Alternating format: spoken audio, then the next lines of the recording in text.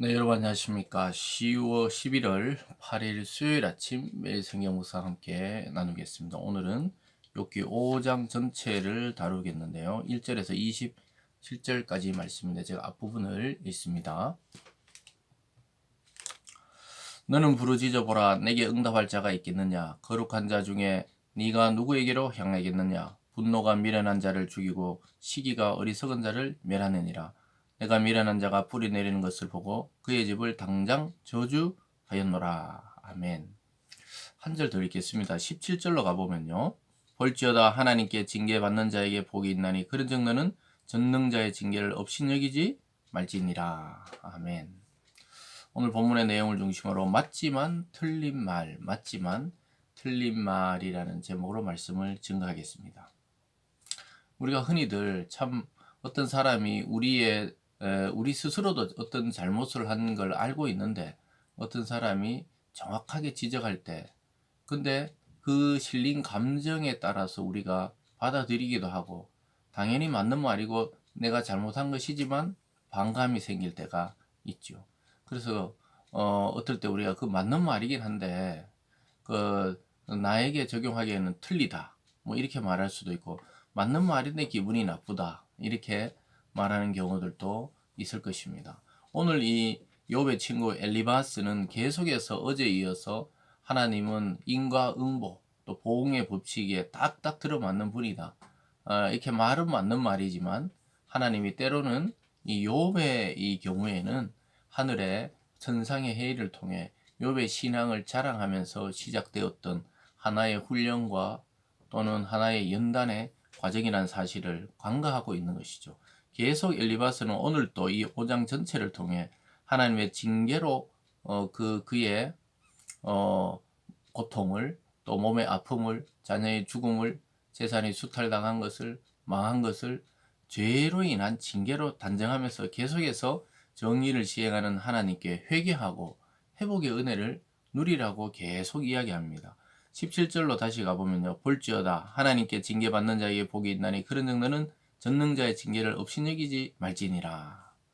그래서 징계 후에 오히려 회개함으로 은혜를 누린다. 이 맞는 말이거든요. 틀린 말은 아니에요. 근데 오늘 욥에게 엘리바스가 이게 단정적으로 이렇게 이야기하는 것은 틀리다고 성경은 말하고 있습니다. 나중에 계속 욥이 또 변정을 하지만 이 엘리바스는 결국은 너의 죄로 인해서 정의를 시행하는 하나님의 징계에 걸려든 것이니까 회개하고 돌아서라는 거예요. 그러면 하나님이 또 은혜를 주신다 이렇게 말하고 있습니다. 그래서 앞으로 돌아가서 보면요. 불행의 근원이 바로 너의 미련함이다. 이렇게 이야기를 하고 있는 것입니다. 1절에 보면요. 너는 부르짖어 보라. 내게 응답할 자가 있겠느냐. 거룩한 자 중에 내가 누구에게로 향하겠느냐. 분노가 미련한 자를 죽이고 시기가 어리석은 자를 멸하느니라. 내가 미련한 자가 뿌리내는 것을 보고 그 집을 당장에 저주하였노라. 이렇게 말하고 있습니다. 그래서 결국은 너의 미련함과 또 너의 그 악함이 하나님의 주시는 그 징계, 너가 당하는 이 불행의 근원이 그러한 것이라고 이야기하고 있죠. 계속해서 6절에도 재난은 티끌에서 일어나는 것이 아니며 고생은 흙에서 나는 것이 아니니라.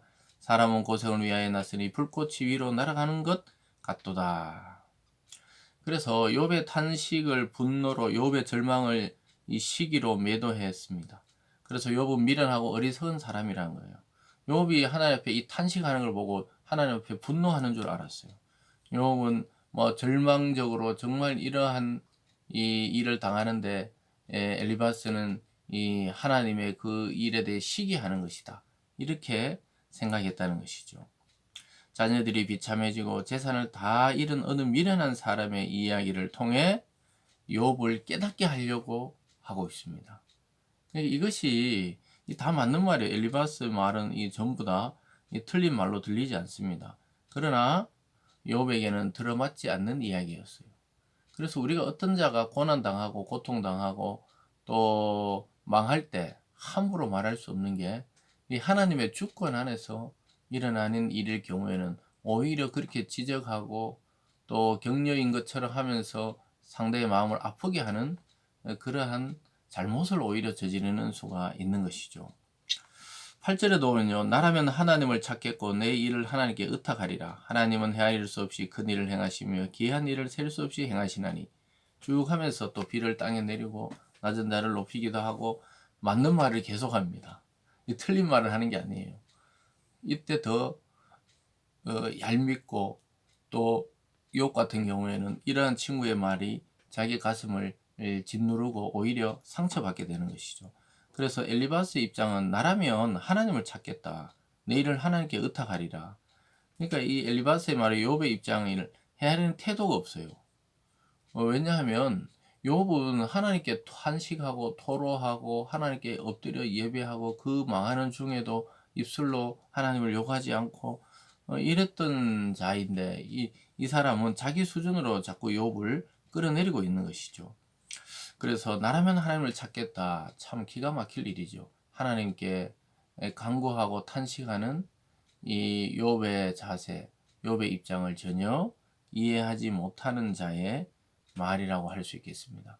그래서 우리가 역으로 생각해 보면은 우리가 누군가의 고난을 함부로 위로해 주거나 함부로 정의를 내리는 것도 문제이지만 반대로 욥 같은 입장에서 우리가 어떤 자들이 우리가 고통당했을 때 하는 말들에 대해서 너무 또 마음에 새겨두거나 또 그것을 너무 괘씸해하거나 이럴 필요도 없다는 사실을 또한 우리에게 오늘 말해주고 있습니다. 계속 맞는 말을 계속해요. 14절로 가보면 그들은 낮에도 어둠을 만나고 대낮에도 더딘기를 밤과 같이 하느니라. 하나님은 가난한 자를 강한 자의 칼과 그 입에서 또한 그들의 손에 구출하여 주시나니 그러므로 가난한 자가 희망이 있고 악행이 스스로 입을 다무느니라. 그래서 결국은 뭐냐? 너 입을 다물으라는 거예요. 하나님 앞에. 너의 그 악행 때문에 하나님이 주신 징계니까 너는 그냥 달게 받으라는 겁니다. 그래 참 기가 막힐 일이죠. 자녀를 다 잃고 또 재산이 다 사라지고 자기 몸은 중한 병에 걸려 있는데 와서 친구가 하는 말은 다 맞는 말인데 전혀 욥의 마음이나 욥의 귀에 들리지 않는 거예요. 오히려 이 거치는 말이 되는 것이죠. 그래서 우리가 살아가는 세상을 우리는 자세히 살펴봐야 돼요. 그 속에 살아가는 사람들의 처지를 헤아려야 합니다. 그래야 사람을 살리는 신앙이 되는 것이지 우리가 경험한 수준의 하나님을 가지고 어떤 자들에 대해서 함부로 이야기하고 판단하면 거의 틀릴 때가 많아요. 그래서 고난과 고통 중에 있는 성도에게 오히려 입을 닫는 게 좋아요. 왜냐하면은 우리가 그의 마음과 감정을 다 헤아릴 수 없고 그의 입장을 또한 우리가 알 수 없기 때문에 입을 닫는 게 지혜입니다. 근데 엘리바스는 뭐 어제부터 계속 그 이야기를 하고 있는 것이죠. 아까 말했듯이 그래서 야 징계를 받을 때 하나님을 찾아라. 회개하면 하나님이 해결해 준다. 계속 이렇게 이야기하는 자세를 보게 되는데요. 지금 욥은 그 정도의 문제가 아닌 거예요. 회개나 죄악의 문제가 아니고 이 환란이 왜 왔는지 이해할 수 없는 고통 속에 자기는 빠져 있다고 생각하기 때문이죠. 사랑하는 여러분, 오늘 이 5장의 본문을 다시 한번 읽어보시면서 참 우리가 때로는 누군가에게 또는 뭐 부부 사이에서나 가족들이나 또는 친구 사이에서 또는 성도들 간에 우리가 맞는 말을 하고 있지만 나의 우위를 위해서 또는 저 사람을 누르기 위해서 때로는 저 사람을 무엇인가 잘못을 바로잡아 주려고 하는 자세가 자칫 잘못하면 오히려 상대에게 큰 상처가 되고 전혀 그 사람에 대해서 이해하지 못하고 있는 그런 입장일 수 있다는 사실을 기억하시면서 고난 중에 있는 사람을 향해 정죄하는 말로 우리가 나아가지 말고 그건 전혀 위로가 안 되기 때문입니다.